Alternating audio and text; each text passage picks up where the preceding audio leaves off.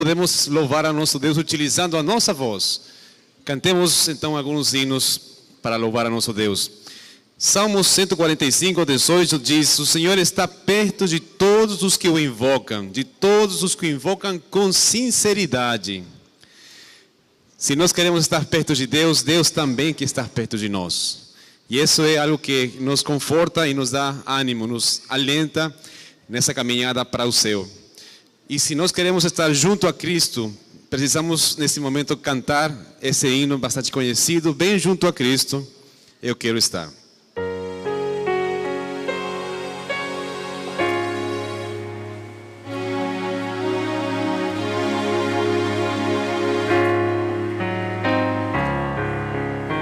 Todos juntos? Bem junto a Cristo,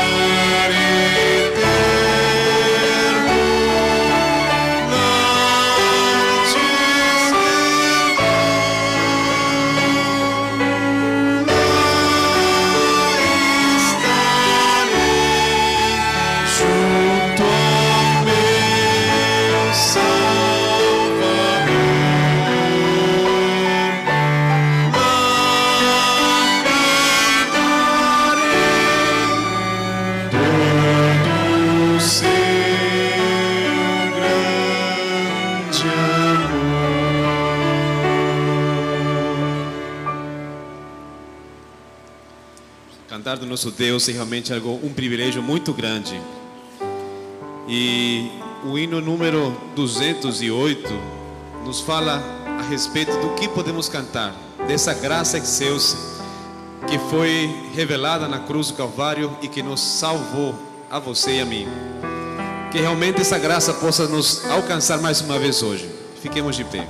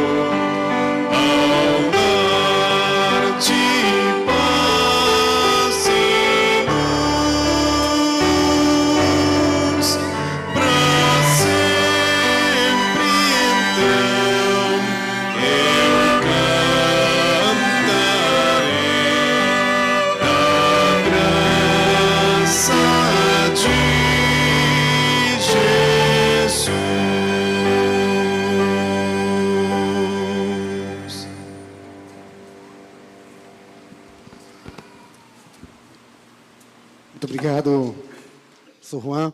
Coube a mim o privilégio de apresentar a nossa oradora desta manhã, que em seguida fará a oração. Quero convidar aqui a missionária Liz Mota. A Liz, ela já serviu em alguns lugares do mundo, começou sua vida em missão em sua igreja local, mas serviu também em um projeto One Missão em Nova York, depois em Montevidéu, no Uruguai, liderando um projeto missionário, e atualmente está servindo na Alemanha, mas o coração já está sendo preparado para um novo desafio na Ásia o ano que vem. São 4 anos de preparo? Jesus Cristo. Ela vai explicar para a gente. A Liz, ela esteve aqui na FADBA por algum tempo, liderando o IME, mas esse último ano ela decidiu viver uma nova vida ao lado do seu esposo lá na Alemanha. Liz, que Deus te abençoe. Assim como você está, vamos orar. Querido Pai que estás nos céus, obrigada, Senhor, pela oportunidade de estarmos na Tua presença mais uma vez. Mas acima de tudo, Pai, obrigada porque podemos abrir agora a Tua palavra. E eu te peço, Pai, que o Senhor nos abençoe, nos ilumine, nos dê clareza de mente para entender a Tua palavra. Que o Teu Santo Espírito esteja no nosso meio agora. E, Senhor, dá-nos também a concepção, a clareza de entender que estamos na presença de um Deus Santo. E que uma resposta de reverência é a resposta mínima que podemos te dar em reconhecimento da Tua santidade. Desvia de nós todas as coisas que podem nos distrair nesse momento e ajuda-nos a concentrar apenas na Tua palavra. É isso que eu te peço, em nome de Jesus. Amém.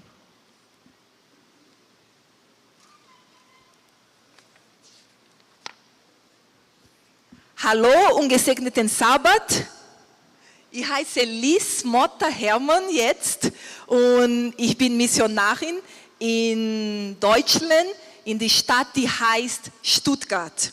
Se você não entendeu nada do que eu falei, você teve um sentimento do que eu passei quando eu coloquei meu pé na Alemanha. Eu tinha estudado um pouquinho e eu sabia falar Hallo, Guten Morgen e mais umas coisinhas básicas.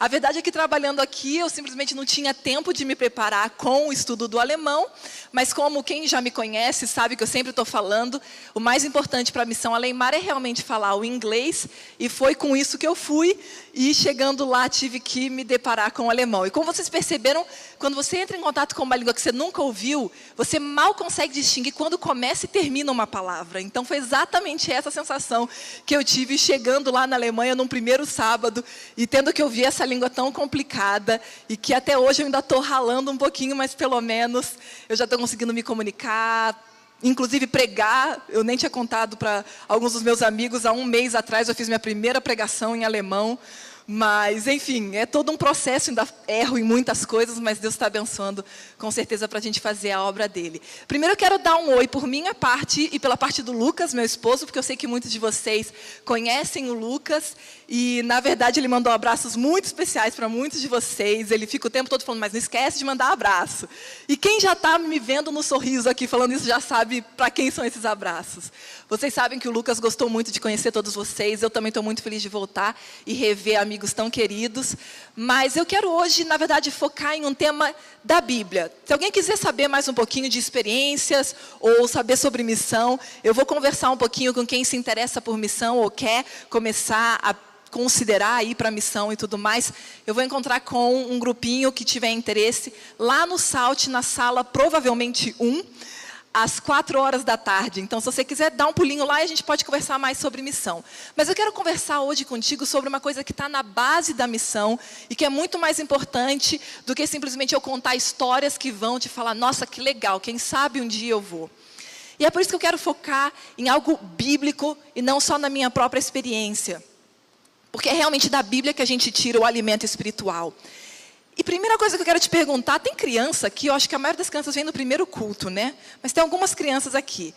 As crianças eu quero desafiar que vocês também prestem atenção no sermão, porque a gente tem uma ideia muito errada de que sermão é para adulto, historinha das crianças só que é para criança. Mas a criança tem capacidade sim de absorver muito do sermão. Então eu vou te desafiar, se você tem alguma criança aqui que eu não estou vendo, preste atenção no sermão, adolescente, juvenil, o que for, preste atenção.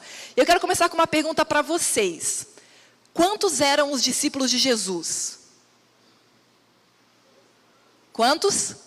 Os adultos já me ajudaram, né? Fala logo, né, para poder ajudar a criançada. Eram 12.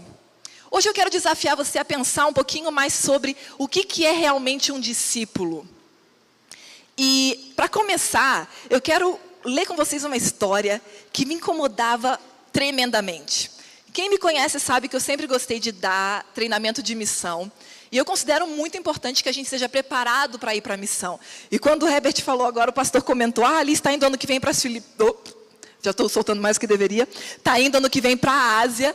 Na verdade, não é ano que vem, a gente foi para a Alemanha para fazer o trabalho lá também. E, na verdade, em países assim que são tão duros, você precisa de pelo menos uns 4 ou 5 anos. Pelo menos. Mas, por uma série de questões, a gente quer realmente estar num país mais simples, mais para frente, quando os frutos do casamento aparecerem. Então, a gente está realmente já se planejando, mas isso é mais para frente. Porque quando a gente trabalha, a gente precisa de mais tempo, realmente. Só que tem uma coisa que me incomodava. Quando eu lia em Mateus 4, abre comigo, a história que está lá, eu ficava, não, tem alguma coisa errada nessa história. Porque quando a gente olha, parece que não foi uma decisão muito bem pensada. Porque olha o que diz aqui em Mateus 4, no versículo 18 ao 22. Acompanhe comigo. Versículo 18, Mateus 4. Caminhando junto ao mar da Galileia, viu 2 irmãos, Simão, chamado Pedro, e André, que lançavam as redes ao mar, porque eram pescadores. No 19, Jesus diz, vinde após mim, e eu vos farei pescadores de homens. Então, eles deixaram imediatamente as redes e o seguiram. Passando adiante, viu outros 2 irmãos, Tiago, filho de Zebedeu, e João, seu irmão, que também estavam no barco em companhia de seu pai, estavam ali consertando redes, ele também os chamou, e assim, eles, no mesmo instante, deixando o barco de seu pai, o seguiram. Quando a gente lê essa passagem, a gente tem uma impressão de que foi uma coisa de supetão, do sentimento. Jesus passou, falou, vem, e eles, eu vou. E eu ficava incomodada com isso, porque não bate com todo o resto que a gente vê na Bíblia. Será que realmente a decisão de seguir Jesus é uma decisão de supetão? É uma coisa que a gente faz no ímpeto? Ou é alguma coisa pensada? Quando a gente compara, por exemplo, com a mesma narrativa em Marcos 1, é igualzinho, sem tirar nem pôr, fala a mesma coisa, que chamou, eles largaram tudo e foram embora. Mas se a gente for comparar com o que diz em Lucas, aí a gente começa a entender mais ou menos o que era realmente esse chamamento. Chamamento existe? Meu português está horrível, vocês me perdoem. Vamos lá para Lucas, para a gente dar uma olhada o que foi realmente a história. Em Lucas, no capítulo 5, a gente tem um pouquinho mais de informação de como é que foi esse chamado. Eu acho que realmente chamamento não existe, né? Não sei. Depois eu olho no dicionário. Vamos lá para Lucas capítulo 5 e a gente vai ver então, mais uma vez, a mesma narrativa, mas aí vocês vão perceber que ela já é um pouquinho maior. A gente tem aqui a pesca maravilhosa e começando no versículo 1 do capítulo 5 de Lucas, diz o seguinte... Aconteceu que ao apertá-lo a multidão para ouvir a palavra de Deus, estava ele junto ao lago de Genezaré, e viu 2 barcos junto à praia do lago, mas os pescadores, havendo desembarcado, lavavam as redes. Entrando em um dos barcos, que era de Simão, pediu-lhe que o afastasse um pouco da praia, e assentando-se, ensinava no barco as multidões. Quando acabou de falar, disse a Simão, faze-te ao largo e lançai as vossas redes para pescar. Versículo 5, respondeu-lhe Simão, mestre, já trabalhamos a noite toda e nada apanhamos, mas sob a tua palavra lançarei as redes. Isto fazendo, apanharam grande quantidade de peixes, as redes até mesmo se rompiam. Então fizeram sinais aos companheiros do outro barco para que fossem ajudá-los. E foram e encheram ambos os barcos a ponto de quase irem a pique. Vendo isto, Simão Pedro prostrou-se ao pé de Jesus, dizendo, Senhor, retira-te de mim, porque sou pecador. Pois à vista da pesca que fizeram, a admiração se apoderou deles e de todos os seus companheiros, bem como de Tiago e João, filhos de Zebedeu, que eram seus sócios. E Jesus disse a Simão, não temas, doravante serás pescador de homens. E arrastaram eles os barcos para a praia, deixando tudo, o seguiram. Eu gosto muito de comparar o que fala na Bíblia sobre o mesmo assunto, porque a gente aprende tanto mais, a gente entende tão melhor as coisas. E agora quando a gente olha para Lucas, a gente entende que o chamado foi um pouquinho diferente do que a gente tinha visto ali em Mateus e Marcos. O curioso aqui é que, se a gente parar para analisar a questão dos 4 evangelhos, a gente consegue entender por que alguns dão mais detalhes e outros dão menos. Primeira coisa que a gente vê, se você olhar, não tem que ter teologia para entender isso, é simplesmente se dedicar a estudar a Bíblia e olhar o contexto e você vai perceber essas coisas. Quando a gente olha aqui, no capítulo 5, a gente tem o chamado dos 4 discípulos. Se você continuar olhando, vai ter a cura de um leproso, olha na sua Bíblia os títulos, depois vai falar a cura de um paralítico em Cafarnaum e depois chega a vocação de Levi. Então, Levi não estava ali, provavelmente, assistindo, se estava, no máximo estava na multidão, não estava lá no barco. Ele só foi chamado depois. Então, faz todo sentido que Mateus não relatou com tanto detalhe. Marcos, por outro lado, não era um dos discípulos de Jesus. Marcos, a gente acredita que, na verdade, inclusive Ellen White faz comentários sobre isso, de que toda a história que ele conta é porque ele conviveu muito próximo a Pedro, e Pedro contou essas coisas para ele. Então faz sentido também que ele não quis entrar em detalhes, ou quem sabe Pedro mesmo falou, não bota o foco nisso não precisa botar o foco no que a gente fez. Mas o que eu gosto mais é de notar que, na verdade, não só Lucas bota todo o empenho de colocar todos os detalhes, porque a gente sabe que ele fala no começo do livro dele que ele realmente pesquisou, ele falou com testemunhas oculares para poder entender o que aconteceu. Então ele gostava de fazer mesmo assim, ele era um acadêmico, a gente pode dizer, um pesquisador, e ele quis colocar todos os detalhes. Mas para mim o mais fascinante é que simplesmente João não relata isso. De forma alguma. Sabe assim, não toca no assunto, eu já vi que você sorriu e fez assim, ele não toca nem no assunto. E eu acho muito interessante porque João tem essa característica muito forte de nunca colocar o foco nele mesmo. Ele nem mesmo se cita no livro, e quando ele cita ele mesmo, ele fala um discípulo, ou o discípulo que Jesus amava. Ele nunca coloca o foco de... Porque quando eu estava com Jesus, ele sempre tira o foco dele, ele sempre quer colocar todo o foco em Jesus. E é por isso que ele nem coloca, e provavelmente ele nunca quis que ninguém soubesse que ele deixou tudo para trás para seguir Jesus. E quando a gente começa a olhar no contexto, a gente vê muito mais do que simplesmente isso.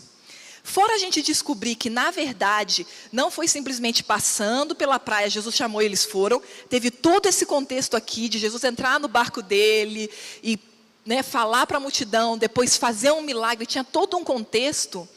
Ainda existe um contexto mais amplo para esse chamado. E eu estou chamando a tua atenção para isso porque tem algo muito importante para a gente entender sobre o que é ser um discípulo, se a gente entende corretamente o que é o chamado de um discípulo. E eu te falo por quê. Vai comigo, por favor, para João e se prepara que a gente vai usar muito a Bíblia. Aqui em João, no capítulo 1, como eu já falei, João não coloca o foco, ele nem cita essa história de deixar tudo, mas ele fala assim algo muito interessante. Aqui no capítulo 1, a gente tem um pouquinho mais à frente o testemunho de João Batista, depois tem João Batista repetindo o seu testemunho sobre Jesus, depois ele torna a repetir, está vendo nos seus títulos aí, lá no 29, ele torna a repetir o testemunho, e aí vem o batismo.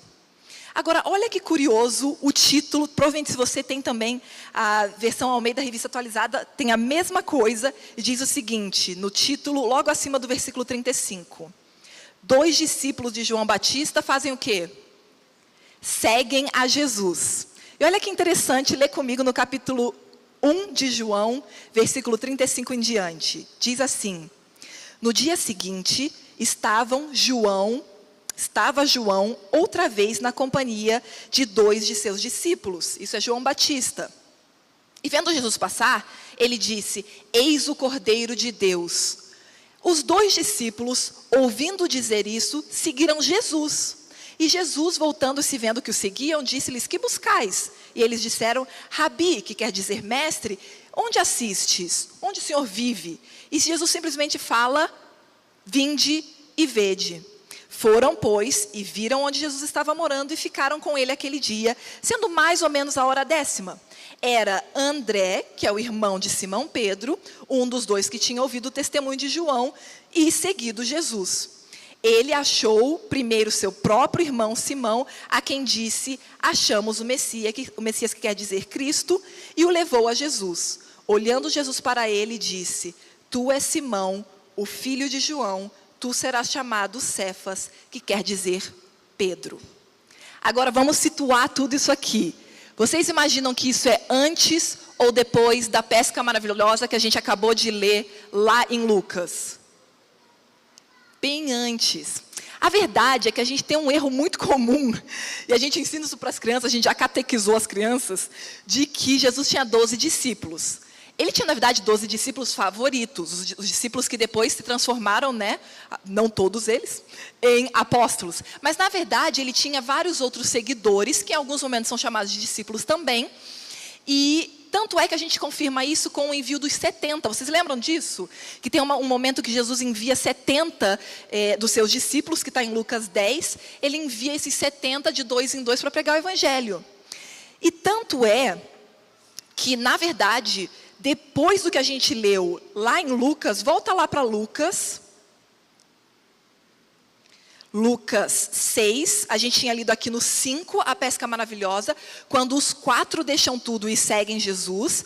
Mas aí quando a gente vai para o capítulo 6, você viu que já passou muita coisa. Passou as curas, passou o chamado de Levi, Jesus come com pecadores, depois aqui tem Jesus é Senhor do sábado, o homem da mão ressequida.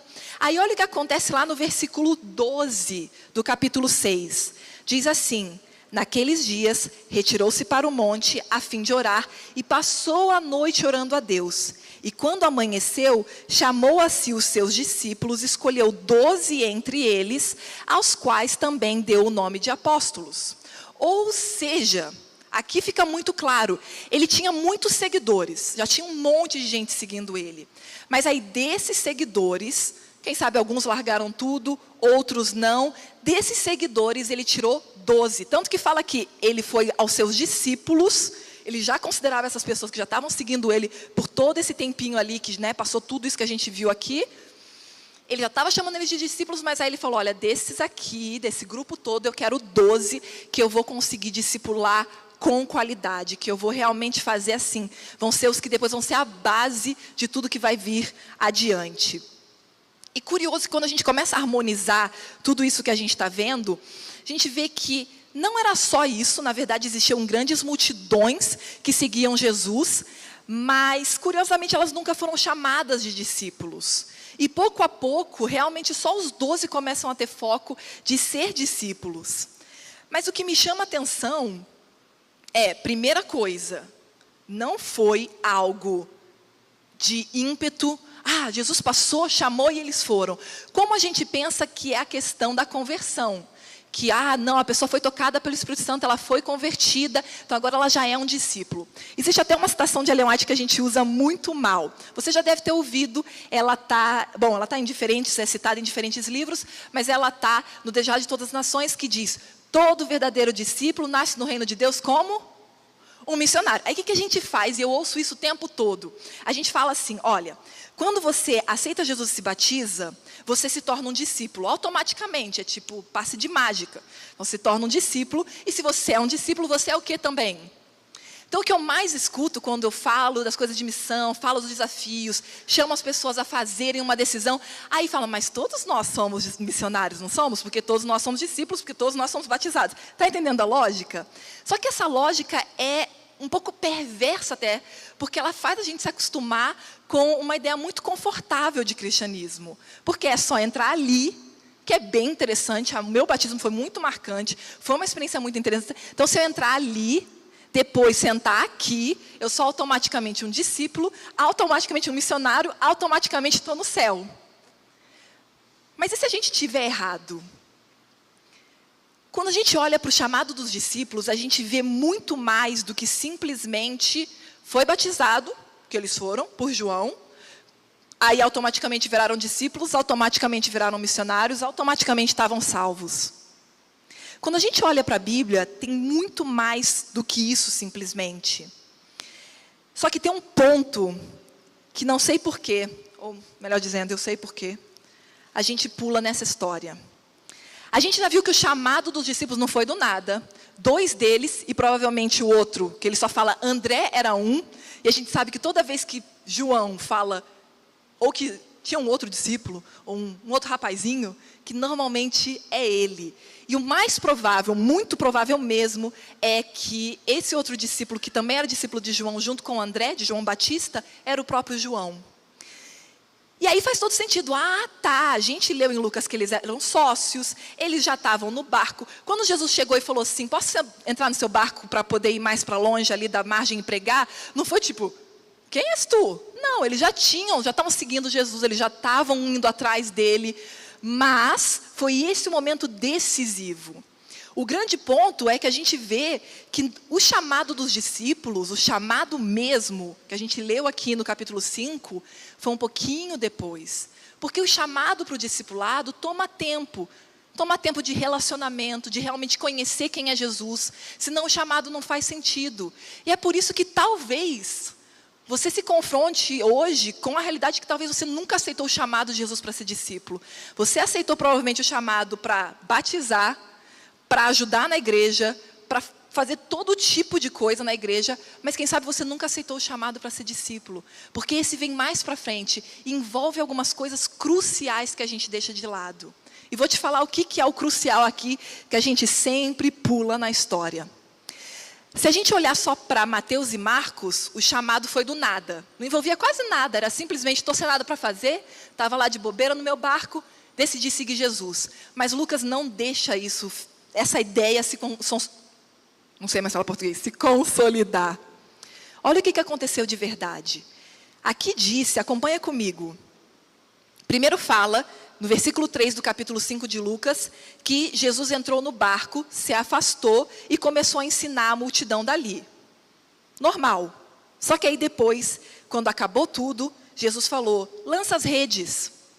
Esse não é nenhum momento que eles lançaram as redes e deu pouquinho ou não deu nada, não confunda as histórias. Lá na frente, depois que Jesus ressuscitou, os discípulos tentam voltar para a vida antiga deles e voltam para a pesca. Aí vocês lembram que eles não pegaram nada a noite toda? Aí Jesus fala lá da praia, joga para o outro lado a rede. Aí eles pegam um monte de peixe, fala até o número dos peixes, lembra disso?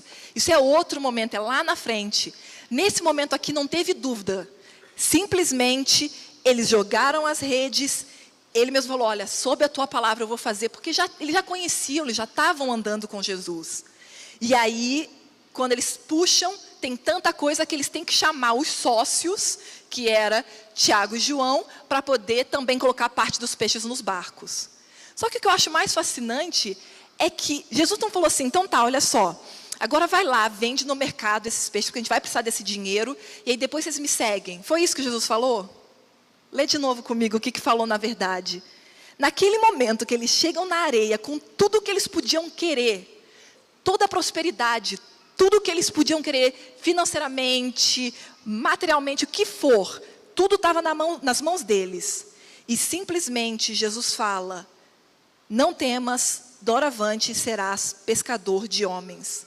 E aí fala no versículo 11, e arrastando os barcos para a praia, deixaram tudo e o seguiram. Tem um ponto na nossa vida que pode ter já chegado para você ou ainda não chegou, mas que eu espero que chegue muito rápido, porque isso é um ponto importantíssimo. É o ponto que a gente decide não só se Jesus vai ser o nosso Salvador, mas se Ele vai ser o Senhor da nossa vida.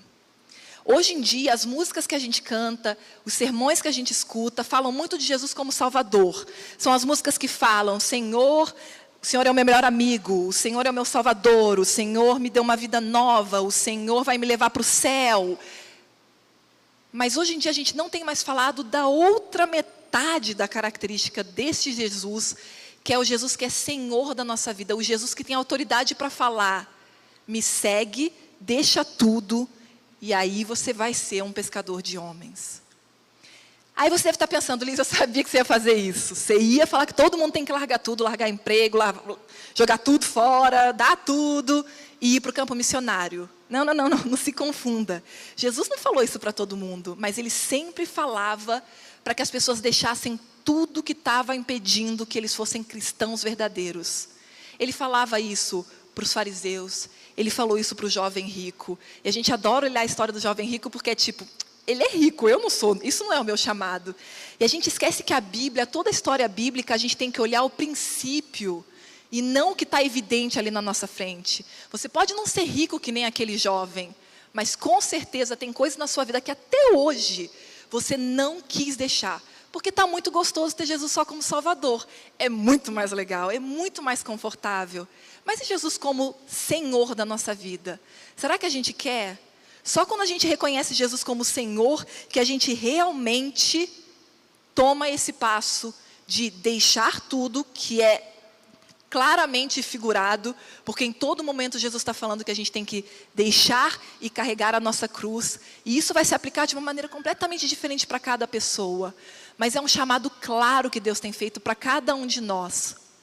E se a gente pensar, como eu comecei comentando antes, a gente sempre ensina para as crianças, para os meninos, que é 12 discípulos. A verdade é que se a gente parar para pensar, Jesus sempre teve só 11, porque Judas nunca foi um discípulo verdadeiro. O discípulo é ser seguidor, é realmente querer se tornar como mestre. Ele nunca foi, mas não se preocupa, não se assusta, eu não estou pregando uma nova teologia, não tem que mudar o currículo do teológico. É simplesmente que a realidade é essa, ele não era discípulo.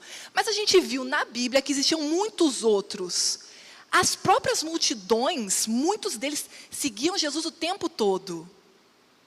Agora, o perigo é que assim como hoje, a gente tem uma multidão gigantesca de adventistas do sétimo dia. Mas assim como no tempo de Jesus, será que todos são reais seguidores? Será que somos todos reais discípulos? E não é algo para a gente olhar para a vida dos outros, é algo para a gente olhar para a nossa vida. Será que eu sou realmente um seguidor? Ou eu só sou como todos os outros que só ficavam indo atrás? Será que eu sou um seguidor curioso? Ou eu sou realmente um discípulo de Jesus, que está tomando Jesus como o Salvador e Senhor da minha vida? Sabe qual que é o mais perigoso? Nas multidões que seguiam Jesus, tinha muita gente que parecia sincera. Gente que, se demole, hoje em dia teria cargo na igreja. Mas se a gente não reconhece Ele como Senhor da nossa vida e não toma o passo do discipulado, de ser um discípulo de Jesus, você lembra muito bem o que as multidões fizeram quando elas tiveram que tomar uma decisão. Jesus ou Barrabás? Qual foi o grito da multidão? Crucifica-o. Nós estamos em tempos muito difíceis e você sabe disso. Quando eu falo que eu sou missionária, a primeira coisa que as pessoas falam é: Jesus está voltando, porque olha só esse monte de terremoto e todo tipo de catástrofe que está acontecendo. A gente esquece que quanto mais chega próximo do tempo do fim, todas as multidões que se dizem seguidores de Jesus vão ser chamadas a fazer uma decisão, assim como foi no tempo de Jesus. E a minha pergunta é: de que lado você vai estar? Eu quero terminar com uma citação do meu missionário favorito. Ele se chama Hudson Taylor. Quem já... Marília já está rindo. Quem já fez treinamento comigo sabe que eu sempre indico: leia a biografia dele. Mesmo que você não queira ser missionário, leia a biografia, porque é tão incrível para a vida espiritual. Se quiser anotar o nome da biografia dele, tem só um aqui na biblioteca, mas tem em PDF na internet, gratuito. Coloque aí: O Segredo Espiritual de Hudson Taylor. E essa citação está no finalzinho do livro. O livro foi escrito pelo filho dele. E ele fala: se meu pai ainda estivesse vivo, ele falaria mais uma vez o que ele sempre disse. E escuta com muita atenção. Se você está com o celular na mão agora, para. Se você está distraído com alguma coisa aqui, feche o olho. Mas escuta com muita atenção o que Hudson Taylor sempre falava. Ele diz assim: uma vida fácil, que a si mesma não se negue, nunca será poderosa. Produzir frutos exige suportar cruzes. Não há dois Cristos, um acomodado para os cristãos acomodados e um que luta e sofre para os cristãos superiores. Só existe um Cristo. Você está pronto, está disposto a permanecer nele e assim produzir muitos frutos? Essa é a mesma pergunta que eu tenho para você. A gente criou hoje em dia um cristianismo que não é bíblico e a gente decidiu que a gente estava bem com ele. Um cristianismo que eu passo pelas águas batismais, pulo dali para cá, sento e aguardo a volta de Jesus só respirando ou me envolvendo com vários cargos na igreja, com várias atividades. mas não realmente colocando a minha vida nas mãos de Deus, como uma entrega total, falando: Senhor, o que o Senhor quer da minha vida? Tira de mim os planos que são meus e coloca os teus. Eu posso te contar dos milhões de planos que eu tinha, minha mãe sabe muito bem. Quando era criança ainda falava que eu ia ser até ministra da educação. Eu ia fazer doutorado, virar uma acadêmica. E Deus falou: não, isso aí não vai me servir de nada, filho. Eu preciso de você em outro jeito, de outra maneira. Não estou falando que não pode, esse pode ser o teu chamado, mas e se não for?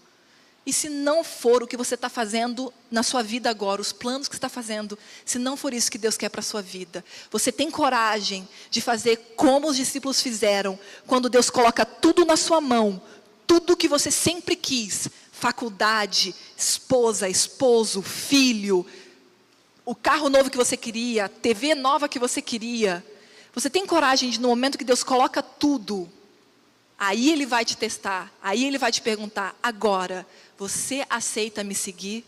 Será que você teria coragem? Se você não tem ainda, peça a Deus para que te dê coragem. Porque no momento final, ou a gente vai estar na multidão, ou a gente vai ser reais discípulos de Deus, de Jesus. E aí sim, há esperança da nossa salvação, mas mais do que tudo, quanto antes a gente perceber que o que Deus quer são verdadeiros discípulos, mais Ele pode te usar como uma bênção nesse mundo.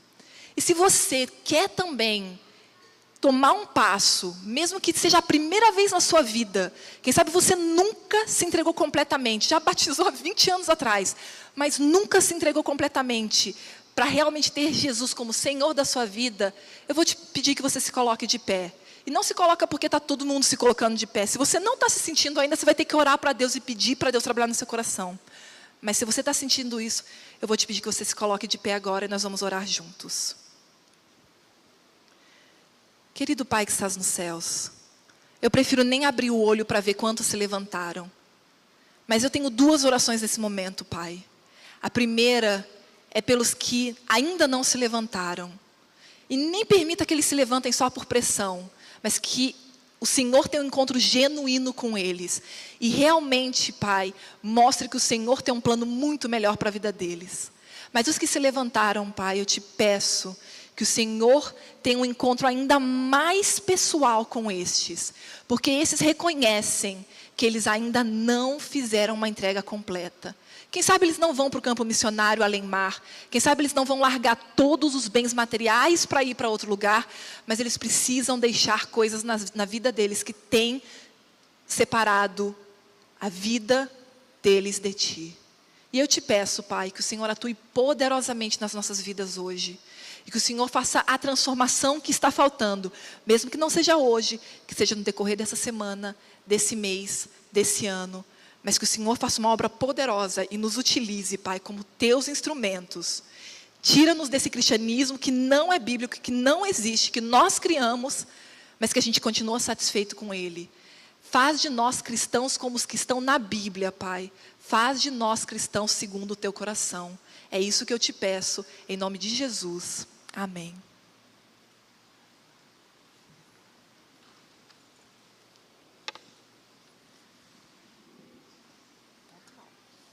Muito obrigado, Liz. Então, hoje à tarde, o papo continua com muitas histórias.